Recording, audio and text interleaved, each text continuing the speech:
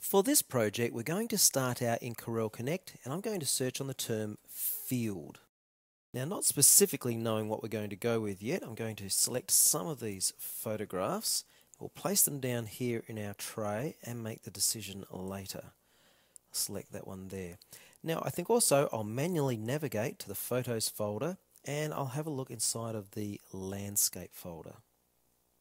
And this image down here looks like a good field image, so I'll pop that one down there. And also, I think we will need a bird. So I'll go to Objects and to the Animal Kingdom and to Birds.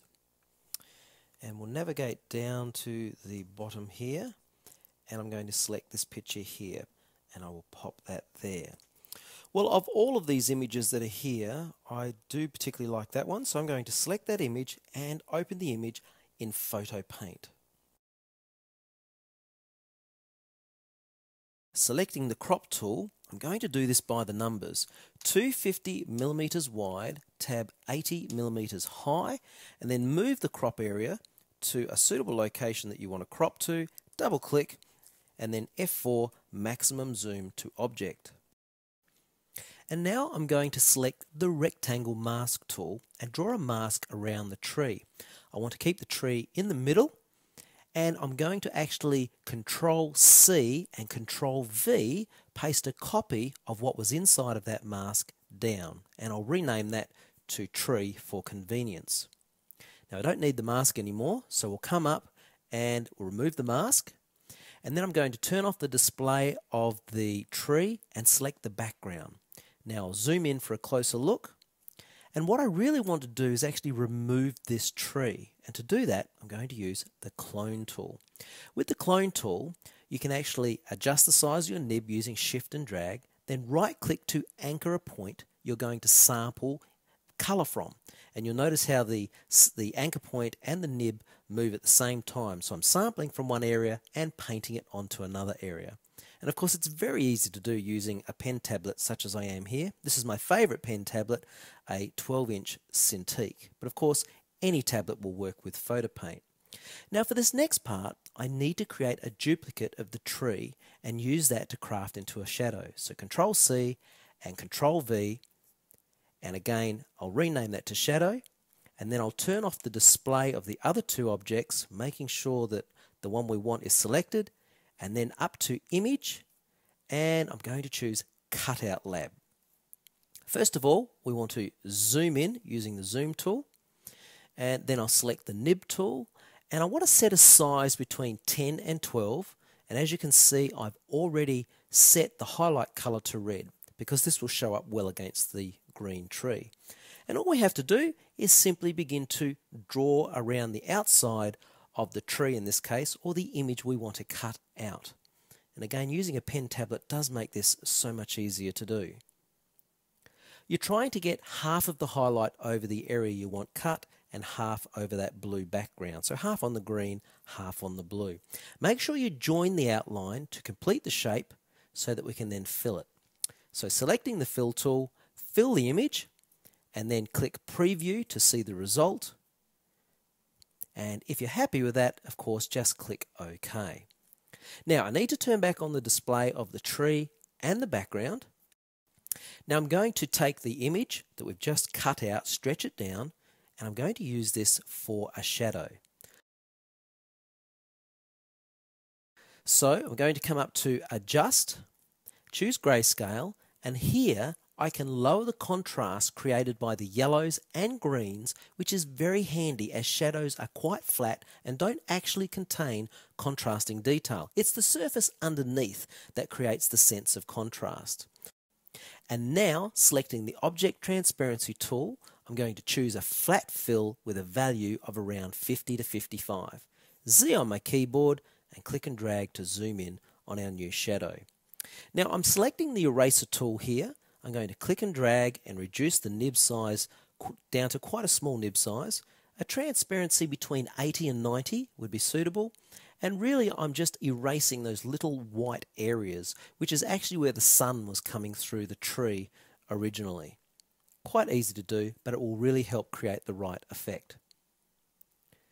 Now what I'm doing here is actually smoothing out the edge of the shadow, just really with a very high transparency, going around the edge to make sure it's smooth and not too sharp, that it's fading out into the background. Now one thing you may have noticed is that the light on this hill here should be affecting the shadow. So what I'm going to do is actually begin to erase that area to make it look a little bit more authentic and realistic. And as you can see, that's looking a lot more realistic, don't you think? Now I'm going to turn off the display of the shadow and the tree and select the background, then come over and select the magic wand tool. I want to make sure I have a tolerance of 10 and I'm in additive mode. When the first mask is created and I click again adding more colours, as you can see the new mask is added to the old one. Now Control C, copy to the clipboard, Control V, click and we'll rename that to Sky. And now select the background, it's very important. We'll now invert the mask and again Control C, Control V, click and we'll call that background. Now we don't need that mask anymore, so I'll remove the mask. And what we're going to do now is add some effects to the sky and to the background. First off, I'm going to use the photo effect. It's a brand new filter. Now I'm going to put a gold type colour over the top of the sky because I want it to look a little bit more bleak to create the final effect that we're going for. Now similarly, I'll select our grassy background there and I want to apply a photo filter as well to that. And this time we'll apply a type of orange colour because the orange will make the grass look a little bit more old and faded, a little bit dried out. That's what we're looking for. Now for a little housekeeping, let's rearrange and group our objects. First I'll move the shadow to the top and with finger on Control, select the tree and the shadow, right click and choose Group.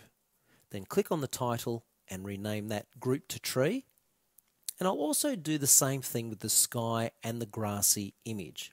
Now if you remember, when I started I placed a bird in the Connect tray. So let's open Connect, turn on the tray and place the bird onto the canvas. Just click and drag.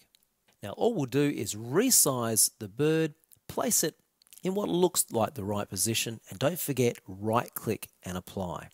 Now the last thing I want to do is create some highlights on the grass. So first I'll expand the background group and select the grassy image.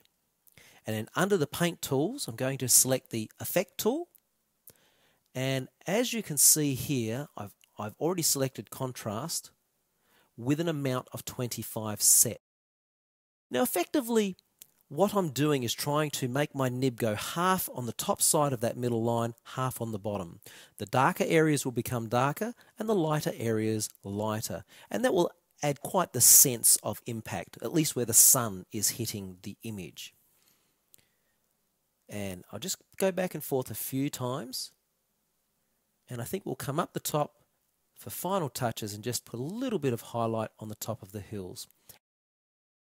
And that's about it. Now this is a subtle effect. So if I undo the effect using Control Z and then redo, you can really see the impact of the effect. So let's go ahead now and we'll save our file as a CPT file and then we'll import the file into CorelDRAW and continue on.